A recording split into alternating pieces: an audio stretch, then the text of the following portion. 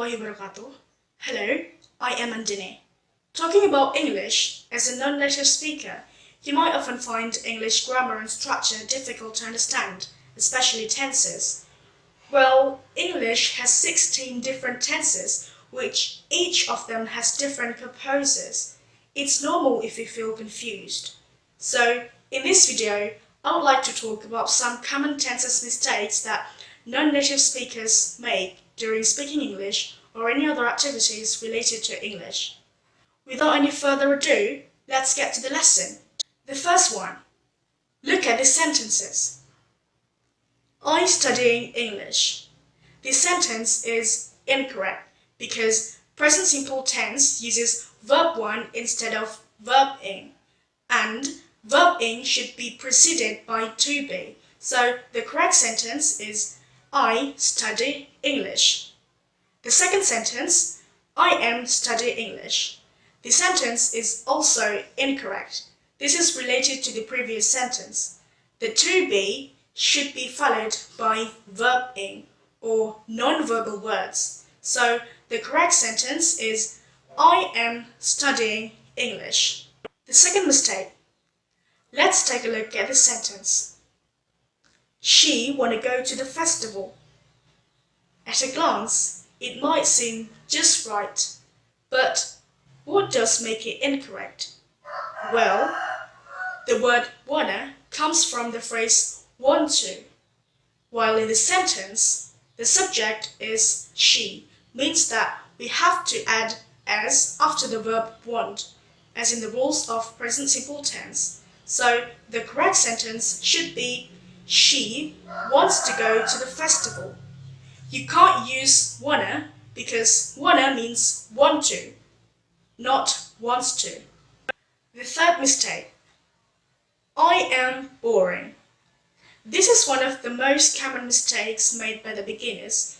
Even when I was younger, I also made the same mistake. So, I am boring is incorrect because if you want to state a feeling of boredom, the sentence should be in the passive form. So the correct one is I am bored. I am boring means that I am not a fun person, while I am bored means that something is not fun and it makes me want to leave it. The fourth one is about modals. People often make mistakes by using modals plus verb ing. Look at this sentence. She should be waiting for me. This is incorrect because modals should only be followed by verb 1 or verb base. Please note, verb base means that we don't need to use s after the verb, although the subject is singular. Verb base means the very basic form of the verb. So the sentence she should wait for me is also incorrect. The correct one is she should wait for me. The other tenses mistake that people often do is the use of past simple tense and present perfect tense. Well, those two are indeed a little bit confusing. To differentiate those two, you just need to understand the time rules. Past simple tense is used to state a complete and finished actions that happened in the past. On the other hand, present perfect tense is used to state an action which happened or started in the past, but it hasn't been finished or completed yet. For example, I read a book last night.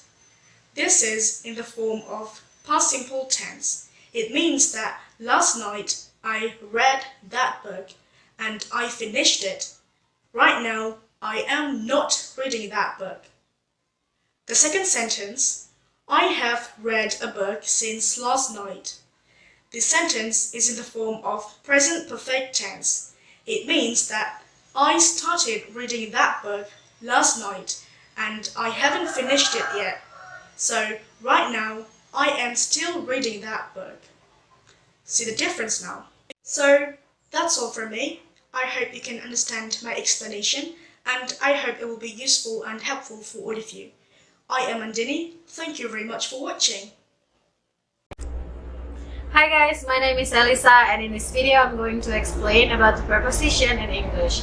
In English we have a lot of preposition. For example, we have in, on, at, by, before, after, since, and so many other. And in this video I'm going to be focused only on the preposition in, on, at, and by. Since we are maybe still confused about the use of this preposition to show the location of a person or something. So without any further ado, let's get started.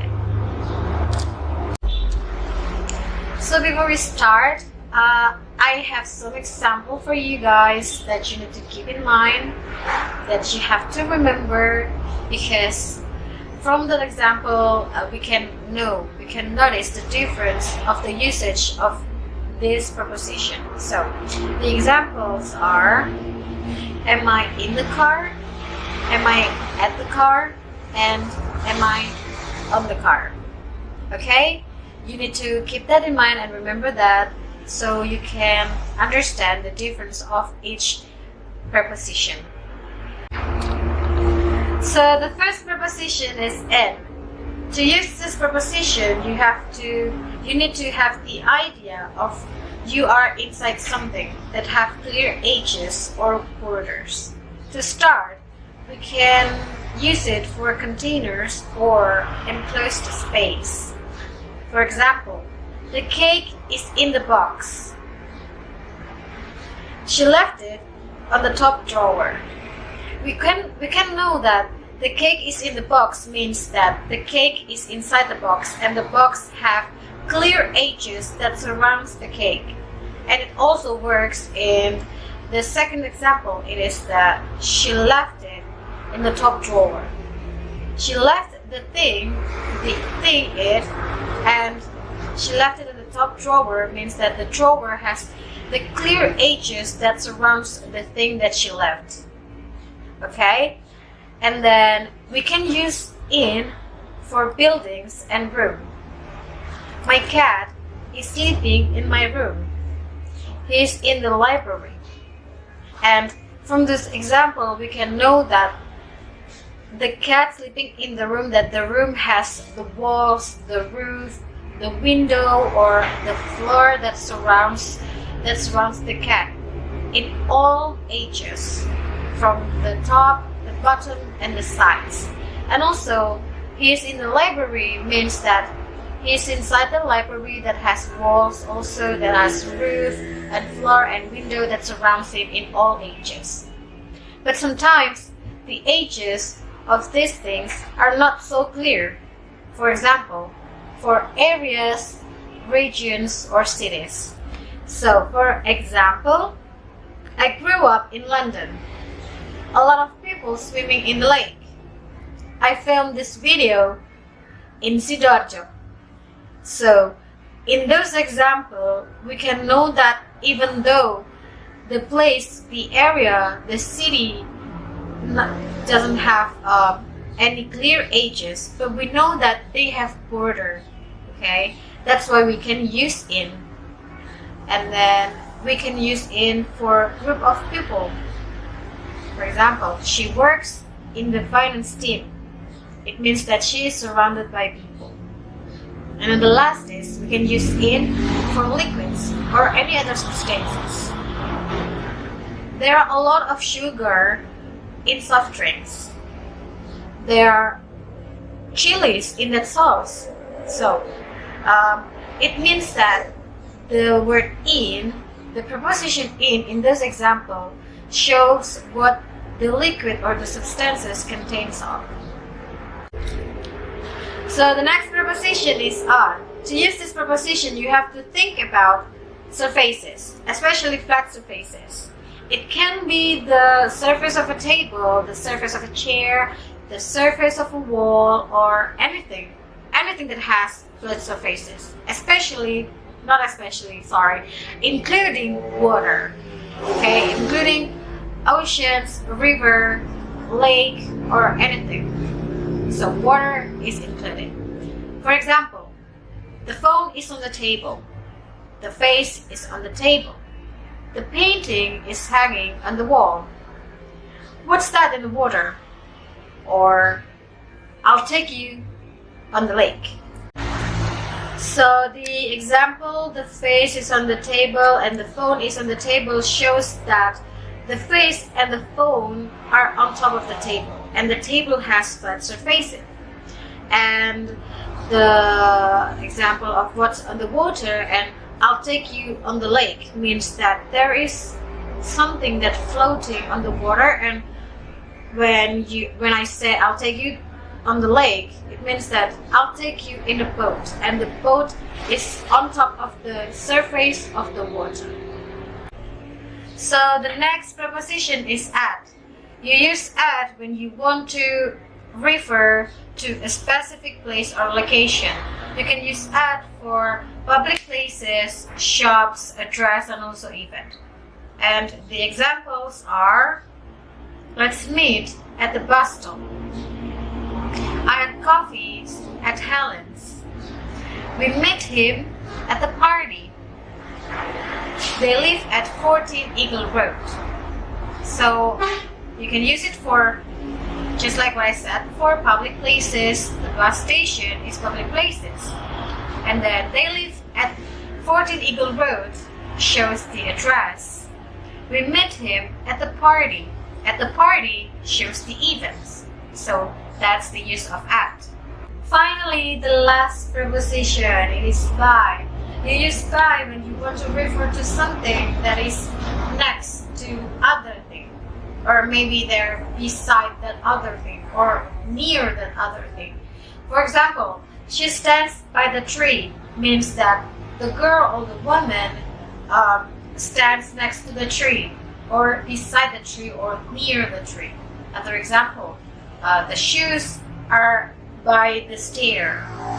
Maybe someone put the shoes next to the stair, beside the stair, and near the stair. And so yeah, that's just by.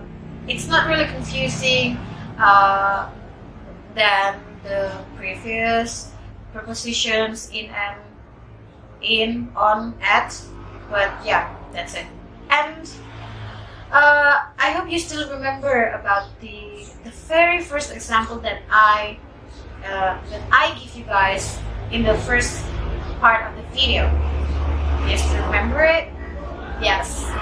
They are the am I in the car, am I at the car, and am I on the car. Now, since I already explained the basic rules of the preposition, maybe you already noticed the difference between those three preposition differences. So when you use am I in the car, it means that you are inside the car. If you use am I on the car, it means that you are on top of the car, the flat surface. So it means that you are sitting on the roof of the car.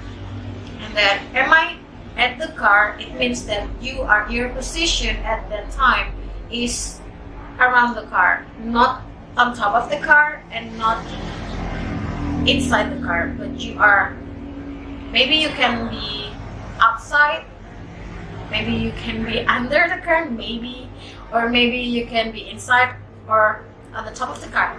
So yeah, I hope this explanation about preposition helps you. Thank you. Hello everyone, my name is Ridha Faradhila. I'm from English Literature Department, year 2017. We're still discussing about common mistakes in grammar, but in these last sections, we will mainly focus on adjective pairs that can end either with ed or ing.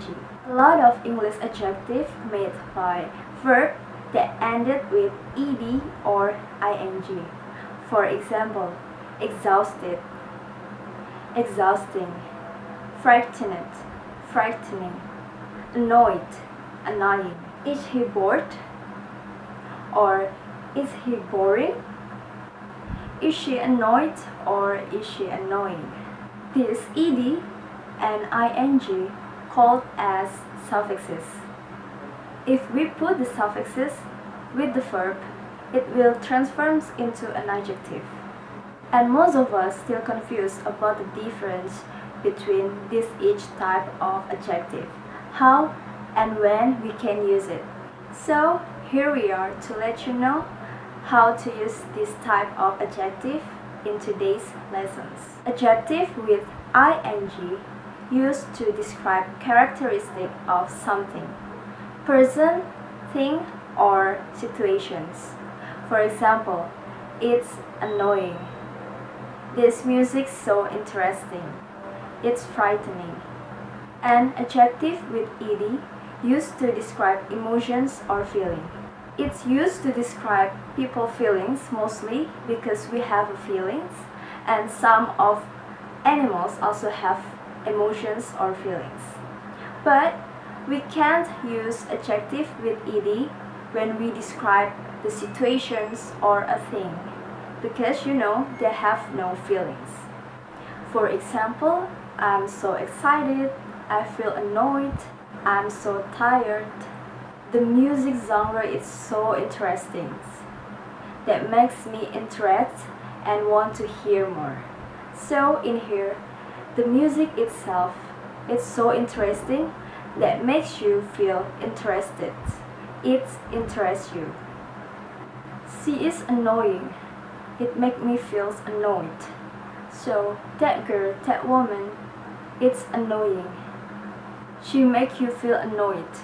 She is annoys you.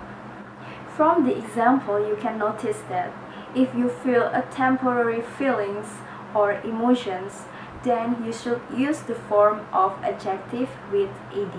Then, if you're describing a person or a thing or situations that causing you a certain of feelings, then you should use forms of adjective with ing. So that's all from us.